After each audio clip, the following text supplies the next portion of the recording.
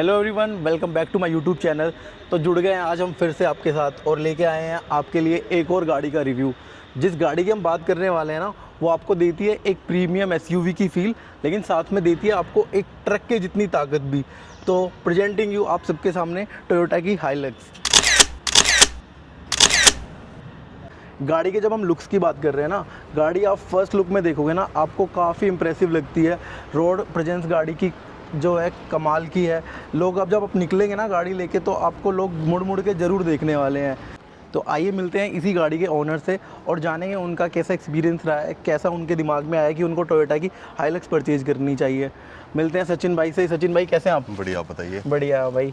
तो जब हम बात कर रहे हैं आपकी गाड़ी की ना, देखते ही आप मतलब पब्लिक की अटेंशन तो पक्का ग्रैब करती होगी। जब भी आप इसको लेके निकलते होंगे, लोग मुड़ मुड़ के ज़रूर देखते होंगे कि आपने एक डिफरेंट गाड़ी परचेज़ करी है। हाँ, है थोड़ा ऐसा, बाकी गाड़ियों से है थोड़ा, लोग डिफरेंट नोटिस दिखती करते है। हैं। तो आपने कैसे माइंड मेकअप करा कि आपको ये टोयोटा की हाइलक्स खरीदनी चाहिए?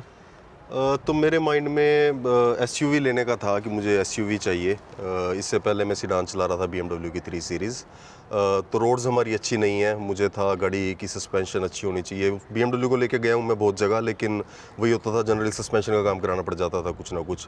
और दूसरी चीज़ रिलायबिलिटी थी कि अगर आप लॉन्ग टूर पे जा रहे हो तो आपको चाहिए कि गाड़ी बीच में आपको तंग ना करे। बाकी गाड़ियाँ भी हैं ऑप्शन में, लेकिन टोयोटा की रिलायबिलिटी बहुत ज़्यादा। टोयोटा की रिलायबिलिटी की बात करें हम, तो नो डाउट अनमैचेबल टोयोटा की रिलायबिलिटी हाँ, मिलती है। बिल्कुल। फॉर्च्यूनर की अगर आप बात कर रहे हैं, मतलब आपका थोड़ा बजट में भी थोड़ा डिफरेंट पड़ सकती थी। आई थिंक कि जिस बजट में आपने कितने की परचेज करी थी ये गाड़ी? ये मैंने एक्स शोरूम मेरे को 26 प्लस 1 लाख इंश्योरेंस वगैरह 27 की पड़ी थी, और फिर उसके बाद आरटीओ का लगा 3 लाख 30। हाँ, मतलब 32 के हाँ, अराउंड में आपको 32 गाड़ी में पड़ गई। गाड़ी पड़ गई है। हाँ, यही है, आपने अच्छा खासा 15 से 20 लाख रुपए सेव हाँ, कर लिया। फॉर्च्यूनर अगर मैं 4x4 लेता ऑटोमेटिक, क्योंकि ऑटोमेटिक है 4x4, तो फॉर्च्यूनर ऑटोमेटिक आई थिंक 50 तो पड़ता ही है। 50-55 के आसपास हाँ, में तो कम उसका से जो कम टॉप 18 मॉडल लाख जाता है। का फ़र्क है फॉर्च्यूनर को लेने में और इसमें।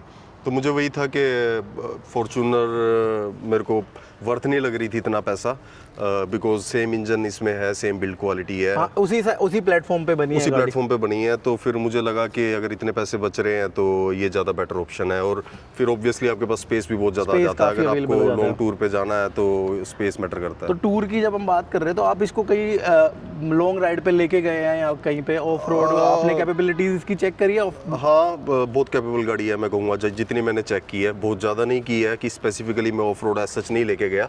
लद्दाख लेके गया हूँ, रोड ट्रिप्स भी किए हैं मैंने, वाराणसी गया हूँ, अयोध्या गया हूँ। तो रोड पे भी परफॉर्मेंस बहुत अच्छी है कि हाईवे पे, कि ऐसा नहीं कि ये जस्ट ऑफ रोडिंग गाड़ी है, ऑन रोड परफॉर्मेंस ऑन भी रोड बहुत भी अच्छी है। आप मतलब काफ़ी अच्छी है। अभी भी जब हम आ रहे थे तो काफ़ी बड़े गड्ढे थे रोड पे, हाँ, लेकिन हमारे यहाँ ऑफ रोडिंग हर जगह ऑफ मिल जाती रोडिंग है। आप मतलब करने शहर को में भी आपको। ऑफ रोडिंग कर सकते हो। इंडिया में रहने का आपको ये सुख है। बिल्कुल, तो वही चीज़ थी कि जब मैंने सीडान ली थी तब लगा था कि रोड्स अच्छे हो रहे हैं, कि सीडान भी चल जाएगी, लेकिन रोड्स गडकरी कितने जी भी आए बन थे, उन्होंने जाएं। वादा करा था कि हाँ अच्छे रोड ठीक है, बनाएंगे। रोड बनाए भी हैं, बहुत रोड बनाए हैं, लेकिन सब रोड्स की मेंटेनेंस वैसी नहीं हो पाती, और सब रोड नेशनल हाईवे नहीं है। नेशनल हाईवे नहीं है, तो हाँ, बिल्कुल। रोड्स हमेशा ख़राब मिलते ही हैं। तो वहाँ से मुझे था कि मुझे एसयूवी ही लेनी है, कोई ना कोई जो कंफर्ट दे सके इन रोड्स पे।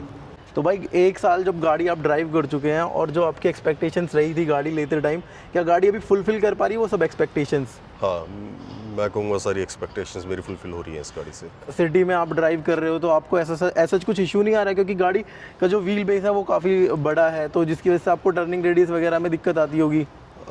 हाँ, मैं कहूँ अगर आप मेरे से गाड़ी का पूछो कि अगर कोई ड्रॉबैक, तो सिंगल ड्रॉबैक मेरे माइंड में जो आएगा वो इसकी लेंथ ही है। तो व्हील बेस ज़्यादा होने की वजह से थोड़ा टर्निंग रेडियस ज़्यादा हो जाती है। सपोज़ मैं किसी रोड पे हूँ जो ज़्यादा वाइड नहीं है और मेरे को वापस टर्न लेना है, मेरे को जगह चाहिए जहाँ से मैं यू टर्न ले सकूँ, नहीं तो वो पॉसिबल नहीं है। थोड़ा हेक्टिक हो जाता हाँ, है। वही एक ड्रॉबैक है। अदरवाइज एज सच परफॉर्मेंस आपको पता ही है इंजन की। भाई वो तो मतलब आप मानो ना, इतनी बड़ी गाड़ी आप लेके चल रहे हो तो वो आपको दिमाग में रखना ही पड़ेगा। हाँ, वो मेंटली मतलब वैसा मेंटली हो आप उस जाता चीज़ के है। लिए प्रिपेयर हो ही 1 बिल्कुल, साल के बाद बिल्कुल। में हो गए होंगे। गाड़ी हम जब देख रहे हैं तो आपने गाड़ी जो ली थी आपकी स्टॉक गाड़ी है, अभी आपने कुछ मॉडिफिकेशंस वगैरह कराई है? स्टॉक लेने के बाद मेरे को दो ही चीज़ें थी जो मुझे ज़रूरी लगी मॉडिफिकेशंस। एक तो टायर इसमें हाईवे टेरेन आते हैं जो ओरिजिनली साथ में अभी आते हम हैं, इसमें ये अपने मैंने चेंज करा के ऑल टेरेन डलवा दिए थे। ये 18 इंचेस के अलॉय व्हील जो मतलब देखने में तो भाई काफ़ी ज़बरदस्त लगते हैं। बिल्कुल अलॉय व्हील स्टॉक ही है, जस्ट एक रबड़ जो है वो हाईवे टेरेन आती थी और मेरे को था कि ऑल वेदर चाहिए।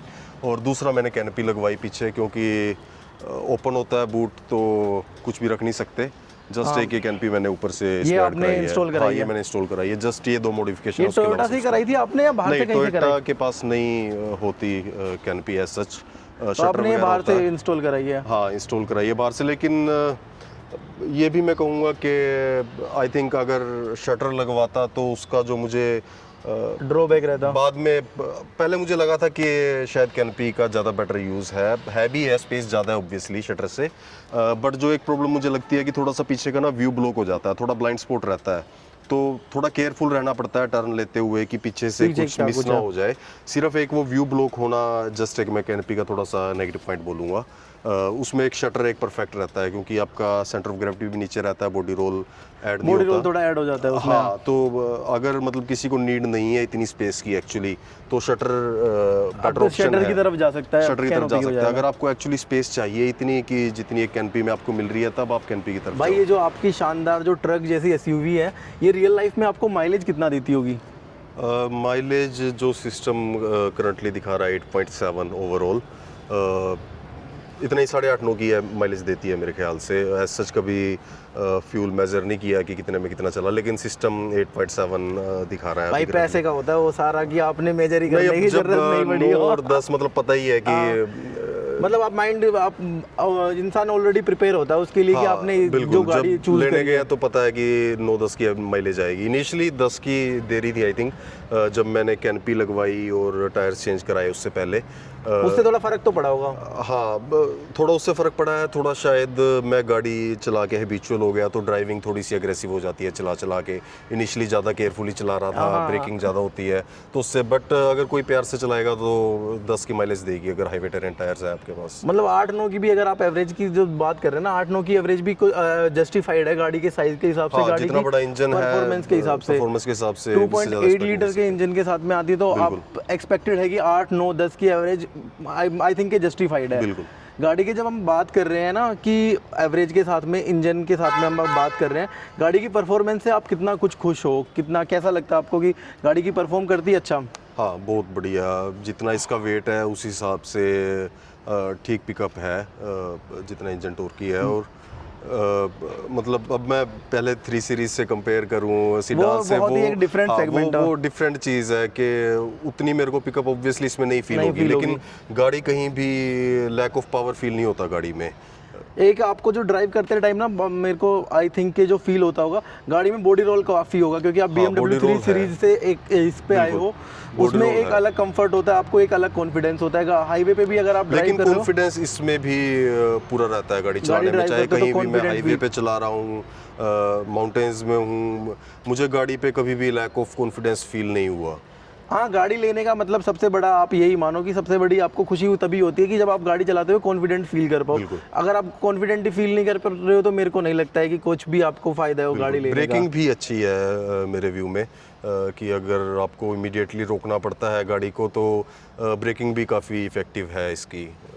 तो भाई गाड़ी के एक्सटीरियर की हम काफ़ी बातें कर चुके हैं, गाड़ी बाहर से देखने में कैसी लगती है, लेकिन जब हम बात कर रहे हैं आपसे गाड़ी के अंदर बैठे हुए, मैं खुद अपना पर्सनल एक्सपीरियंस बता रहा हूँ, काफ़ी ऐसा लग रहा है कि एक ऊंची हाइट पे बैठे हुए हैं। आपको गाड़ी का पूरा जो है बोनेट का व्यू आता है, गाड़ी चलाने में काफ़ी आपको अच्छा लगता होगा, आपको थोड़ा एक कॉन्फिडेंस देता होगा उसके मामले में।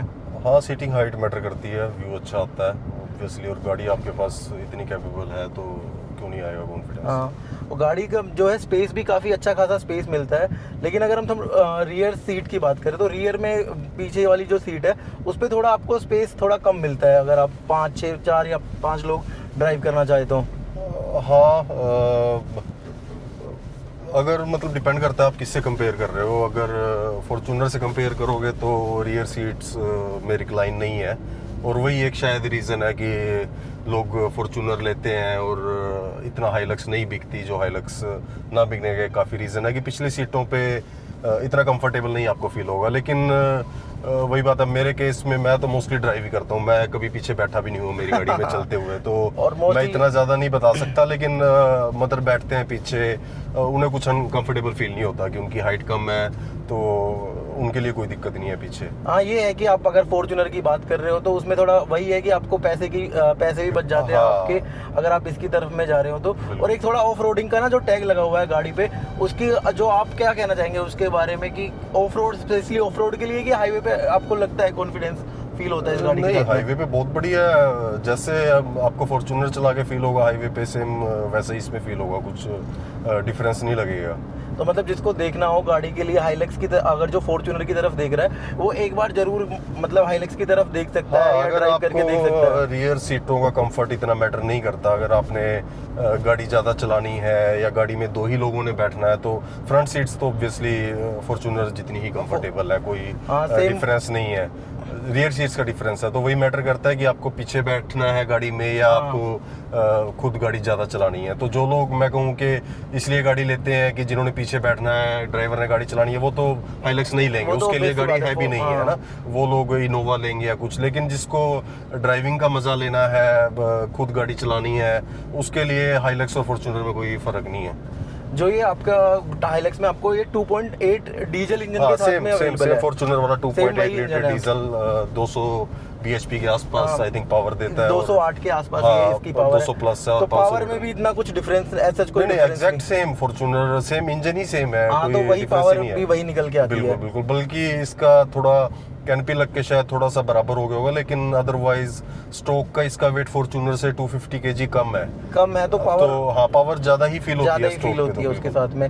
कैनोपी लगने के बाद में ये है गाड़ी की लुक भी काफी एनहेंस हो गई है। वो मतलब मुझे लुक से इतना मतलब नहीं था, नेसेसिटी थी कि सामान रखने के लिए कुछ चाहिए पीछे, मुझे लुक से इतना मतलब नहीं था। हाँ, ये है कि अगर आप कहीं बाहर निकल रहे हो, आप अगर ट्रैवल करने के लिए भी निकल रहे हो, माउंटेन्स पे जा रहे हो, आपके बैकपैक्स काफी हो जाते हैं, कितना भी सामान हो मुझे सोचना नहीं पड़ता।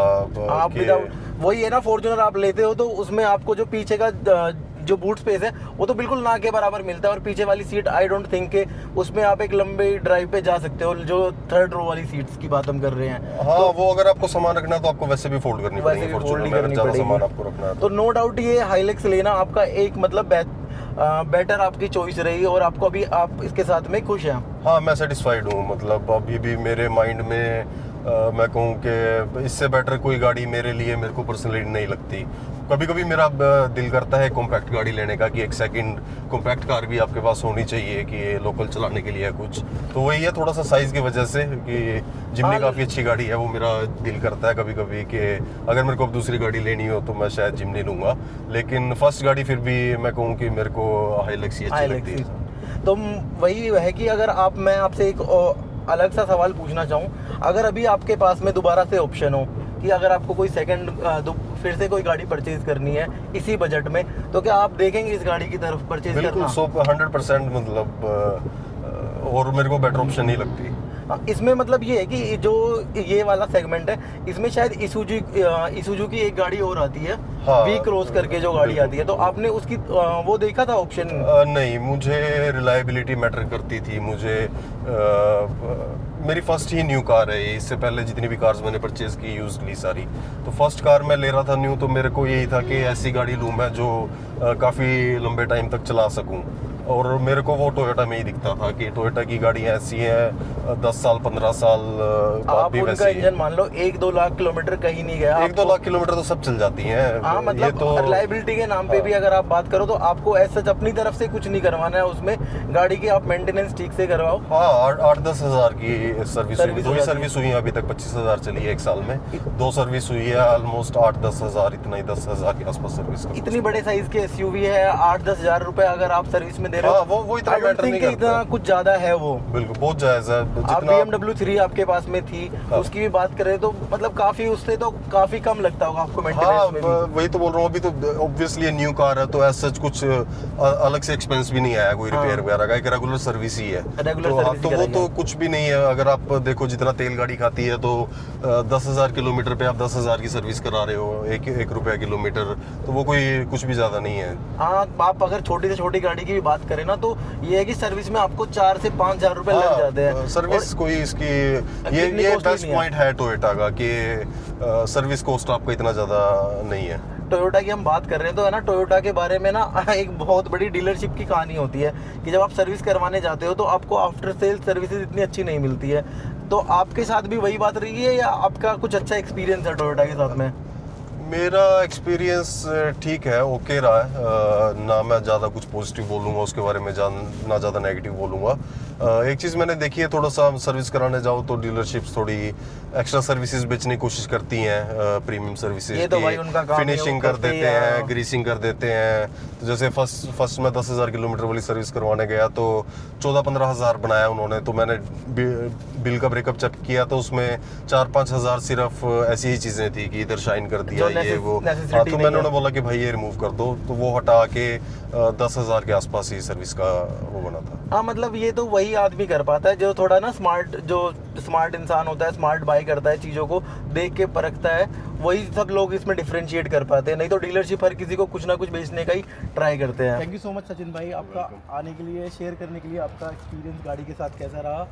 So guys, I really hope कि आप सब लोगों को वीडियो पसंद आई होगी। अगर वीडियो पसंद आई है तो प्लीज़ लाइक करें वीडियो को, कमेंट करें अगर आपका कुछ भी क्वेश्चन है गाड़ी को लेके, एंड प्लीज़ मेक श्योर कि आप चैनल ज़रूर सब्सक्राइब करें।